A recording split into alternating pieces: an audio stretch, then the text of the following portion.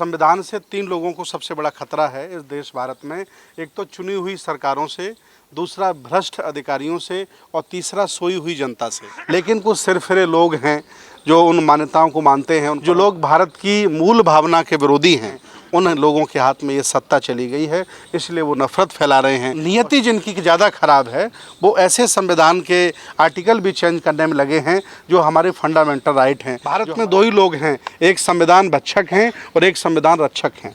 जो भक्षक हैं उनको हम सब लोग जानते हैं।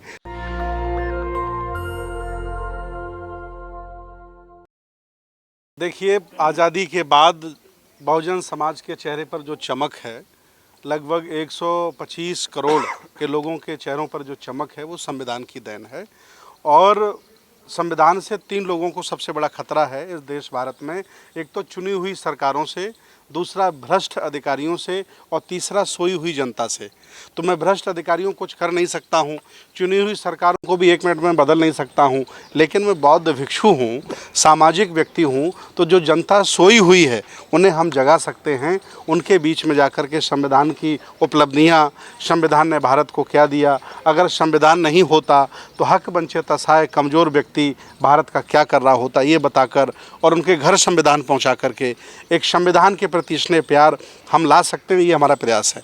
दुनिया का सबसे बेहतर संविधान माना जाता है भारत को, लेकिन आए दिन भारतीय संविधान को बदलने की बात किया जाता है। देखिए, बहुत सारे लोग यहाँ से पैसे लेकर के भाग गए हैं। सरकार ने कोई कदम नहीं उठाया। जो संविधान के विरुद्ध में एक भी बयान देते हैं या उसके विरुद्ध में अपना वक्तव्य देते हैं, उनको मेरी व्यक्तिगत सलाह है कि उन्हें भारत पसंद नहीं है, भारत का संविधान पसंद नहीं है तो भारत छोड़ के चले जाइए। ऑस्ट्रेलिया, जर्मनी, अमेरिका, फ्रांस, चाहे जहाँ जाके रहिए। अगर थोड़ा बहुत लूटना भी चाहो तो इस समय सरकार में लूटा भी जा सकता है, बैंकें तैयार बैठी हैं। तो आखिर वो संविधान के बारे में क्यों गलत सलत बोलते हैं? संविधान उन्होंने न बनाया है, न संविधान के बनाने में उनका कोई योगदान है। वो लुटेरे लोग हैं जो इस तरह की भाषा बोलते हैं। ये रथ शुरू करने के पीछे उद्देश्य क्या रहा है? क्योंकि आज आप लोग यात्रा तो कर रहे हैं, इसके पीछे की जो चीज़ें हुई हैं उसके बारे में भी जानना। देखिए, ये संविधान रथ यात्रा है, संविधान जागरूकता महाअभियान है। ये इसके माध्यम से जागरूकता फैलाने का ही हमारा उद्देश्य है। मैं कोई पार्टी नहीं है हमारी, न कोई मैं राजनीतिक व्यक्ति हूँ, न मैं किसी पार्टी का सदस्य हूँ, लेकिन समान विचारधारा के जितने भी संगठन भारत में हैं, जो बुद्ध, फुले, साहू, अंबेडकर की विचारधारा से अपने आप को लिंक करते हैं, लगभग उनके मन में इस यात्रा के प्रति बहुत स्नेह है, बहुत प्यार है। वो इसे अपनी यात्रा मानते हैं। उद्देश्य एकमात्र है, हक वंचित समाज को सामाजिक, धार्मिक, राजनीतिक, आर्थिक जागरूक करना और उन्हें अपने पुराने गौरव के साथ खड़ा करना। ये हमारा उद्देश्य है। क्या इस देश में अभी पूरी तरह से मनुस्मृति खत्म हो गई है और पूरी तरह से संविधान लागू हो चुका है? देखिए, संविधान लागू होने के बाद ही पुरानी मान्यताएं जीरो हो जाती हैं, लेकिन कुछ सिरफिरे लोग हैं जो उन मान्यताओं को मानते हैं, उन परंपराओं पर ध्यान देते हैं। ऐसे लोग हमेशा बने रहे, आज भी हैं, आगे भी बने रहेंगे, लेकिन ज़्यादातर लोग संविधान के साथ खड़े हैं। लगभग 125 करोड़ आबादी संविधान के साथ खड़ी है। कुछ लोग हैं इसका जो विरोध करते हैं, उन्हें खुली छूट है, वो देश छोड़ के जा सकते हैं। संविधान होने के बावजूद भी आए दिन बहुजन समाज पर अन्याय होता है, अत्याचार होता है। कभी किसी के ऊपर पेशाब कर दिया जाता है, कभी किसी को मूंछ रखने पे उसका गला काट दिया जाता है, घोड़ी नहीं चरने दिया जाता है। बाबा साहब डॉक्टर अंबेडकर ने स्वयं कहा है कि संविधान चाहे जितना अच्छा हो, अगर उसे लागू करने वाले लोग अच्छे नहीं हैं तो अंततः संविधान भी अच्छा साबित नहीं होगा। तो आज भारत में ऐसा ही है। जो लोग भारत की मूल भावना के विरोधी हैं, ये धर्मनिरपेक्ष भारत के विरोधी हैं, अलग अलग रंगों के विरोधी हैं, अलग अलग संस्कृतियों के विरोधी हैं, उन लोगों के हाथ में ये सत्ता चली गई है, इसलिए वो नफरत फैला रहे हैं और संविधान के खिलाफ काम कर रहे हैं। अगर लागू करने वाला, संविधान को ईमानदारी से लागू करने वाला सत्तासीन इस व्यक्ति भारत पर हो जाए तो इस भारत को सोने की चिड़िया बनने में देर नहीं लगेगी। लेकिन जो अभी सत्ता पक्ष में बैठा है वो भी तो कह रहा है हम भी बाबा साहब के अनुयायी हैं, हम भी इस देश के संविधान को मानते हैं। नहीं, चलिए, अगर वो ये कह रहे हैं तो अच्छी बात, उनकी ईमानदारी की हम दाग देते हैं। ये सही बात है कि अगर कोई चाय बेचने वाला व्यक्ति प्रधानमंत्री बना है तो सिर्फ ये संविधान की बदौलत बना है। न कोई राजा का बेटा यहाँ का प्रधानमंत्री बनता, राजा होता, लेकिन चाय बेचने वाला नहीं होता। ये उनकी ईमानदारी की धन्यवाद। सर, ये जो है आपकी यात्रा चल रही, इसकी रूपरेखा क्या है? आज आज इसका औपचारिक प्रारंभ हुआ है। सब लोगों ने सामूहिक तौर से किया है और ये यात्रा आज से शुरू हो गई। उत्तर प्रदेश के गांव-गांव, गली-गली, नगर-नगर, शहर-शहर, विधानसभाओं में, डिस्ट्रिक्टों में, कमिश्नरियों में जगह-जगह इसका स्वागत है और 1 करोड़ संविधान घर-घर पहुंचाने का लक्ष्य है। इस यात्रा में लगभग 20 लोग निकल रहे हैं और 7-8 गाड़ियों के साथ निकल रहे हैं। टोटल यात्रा कितने दिनों की रहने वाली? ये यात्रा का कोई समय निश्चित नहीं है। 1 करोड़ संविधान जब तक नहीं हम घर घर पहुंचा लेंगे, ये काम 1 महीना, 2 महीना, 6 महीना, 1 साल, 2 साल, कितना भी समय लग सकता है। समय का कोई बाउंडेशन नहीं है। आपसे संविधान कोई भी व्यक्ति आता लेता है उसको आप देंगे? कोई भी व्यक्ति संविधान लेने आएगा उसको हम देंगे। ये हमारा काम है, उनके घर तक संविधान पहुंचाना और उनसे निवेदन करेंगे, उनसे प्रतिज्ञा लेंगे हम कि वो संविधान को पढ़ेंगे और फीडबैक भी हम लेंगे फ़ोन करके कि आपने संविधान पढ़ा, कौन सा आर्टिकल पढ़ा, किस आर्टिकल में क्या लिखा है। और हमारी टीम ने भी संविधान का अध्ययन शुरू कर दिया है। हम लोग इस यात्रा में पूरा संविधान प्रॉपरली पढ़ेंगे और संविधान के बारे में स्पीच भी जगह जगह जो छोटी छोटी जनसभाएँ हमारी लगी हैं उनमें संविधान के बारे में लोगों को बताया जाएगा। मंत्री जी, लेकिन इस संविधान के अंदर जो आर्टिकल्स है वो तो जो चेंज कर रही है सरकार।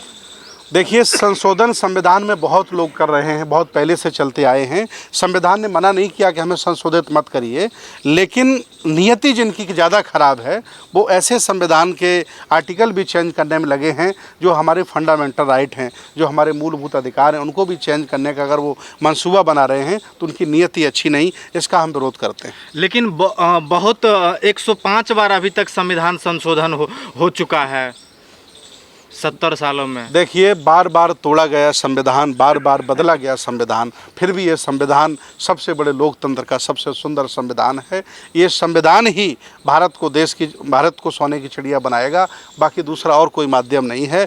इसलिए देश भारत के लाभार्थी संविधान से जितने भी लोग हैं, 70 साल पहले बताओ कितने आपके पास गाड़ियां थीं, बताओ कितना बड़ा घर था आपके पास, बताओ कितना बैंक बैलेंस था आपके पास, क्या रुतबा था आपके पास। अगर नहीं था तो संविधान को धन्यवाद दीजिए और संविधान को बचाने के लिए हमारी यात्रा में हमारा साथ दीजिए। लेकिन मनुवादी विचारधारा के लोग तो आज भी कह रहे हैं कि ये संविधान कॉपी पेस्ट है, ये तो दूसरे देश से लेकर के लिखा गया है। ये वो कहते हैं लेकिन करते नहीं हैं। अगर ऐसा कहते होते तो मंदिर का घंटा छोड़ करके मुख्यमंत्री वो बनने नहीं आते, वो चाय बेचने वाले प्रधानमंत्री बनने नहीं आते, वो दूसरा मार्ग अपनाते। वो कहते हैं लेकिन करते ऐसा नहीं। क्या आपको लगता है कि 1 करोड़ संविधान आप घर घर पहुंचा के संविधान को जो बदलने की बातें हो रही है, 2024 में मोदी सरकार वापसी आती है तो संविधान को बदला जाएगा, तो रोक पाएंगे इस तरीके? देखिए, हम अकेले नहीं हैं, बहुत बड़ा समूह, बहुत बड़े संगठनों का जखीरा नेटवर्क हमारे पास है। हम सब लोग मिलकर के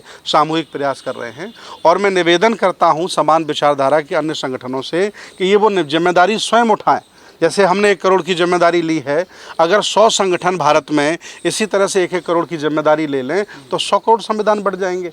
किसने मना किया आपको? पूरा देश खाली पड़ा है, वो आए, उनका स्वागत है। और मैं मानता हूँ कि मेरे लिए धर्म, मेरे लिए राजनीति, मेरे लिए बिहार बनाना, स्कूल बनाना सब कुछ ठीक नहीं है अगर जब तक संविधान सुरक्षित नहीं है। संविधान ही नहीं रहेगा तो ये लोग हमें शूद्र घोषित कर देंगे, अछूत घोषित कर देंगे और जो कुछ है हमारे 100 करोड़ आबादी के पास सब कुछ छीन लेंगे। इसलिए संविधान की सुरक्षा रक्षा बहुत जरूरी है। भारतीय संविधान को स्कूलों, कॉलेज, यूनिवर्सिटी में लागू करना चाहिए कि नहीं? बिल्कुल करना चाहिए। संविधान को तो राष्ट्रीय ग्रंथ घोषित करना चाहिए और कक्षा 5 के बाद 12वीं तक संविधान पढ़ाया जाना चाहिए। यौन शिक्षा पढ़ाई जानी चाहिए, संविधान पढ़ाया जाना चाहिए, लोगों को पता चले। ये इतना बैकवर्ड सोच का नेतृत्व है भारत के पास कि अगर ये संविधान विषय बना दिया जाए तो क्या तकलीफ है। सबको पता चल जाए किस अनुच्छेद में क्या लिखा है, हमारे क्या अधिकार हैं, उससे डरेगा भी, अपने आप को सुरक्षित भी रखेगा।